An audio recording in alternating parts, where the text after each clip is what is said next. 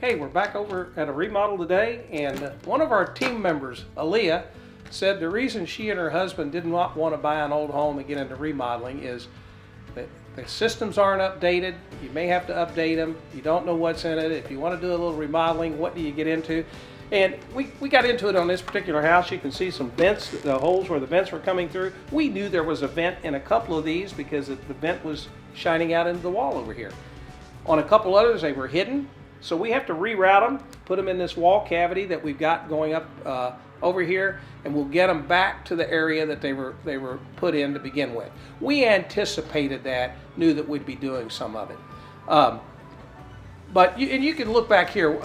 My answer to Aaliyah is not always do we even update the equipment when we're remodeling. If the equipment is working well and is this of course is not 75-year-old equipment or 80-year-old equipment in here. It was put in the 2000s.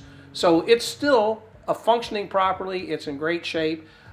We suggest in some areas, and we looked at this in here, that you clean the ductwork, that you do some things to keep the house in a clean air situation. But you don't have to do that equipment immediately.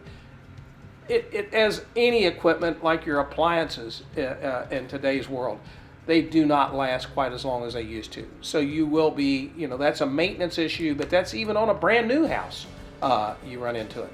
So we're just letting her know. One of the things they also bring up frequently is copper, and some of the oldest copper is better than some of the other stuff, but copper about 25, 30 years ago was really downgraded, and some people have homes that were built maybe around 1990, and the copper is of poor quality. But in a home like this that was built in 1940, some of the copper is better than almost any other choices. But in some cases, and you can see back here, we've put in some new PEX, but we've also left copper in other places. There's no reason to open up extra walls to tear out perfectly good copper pipes that are in old parts of the house that the client doesn't want to get into right now.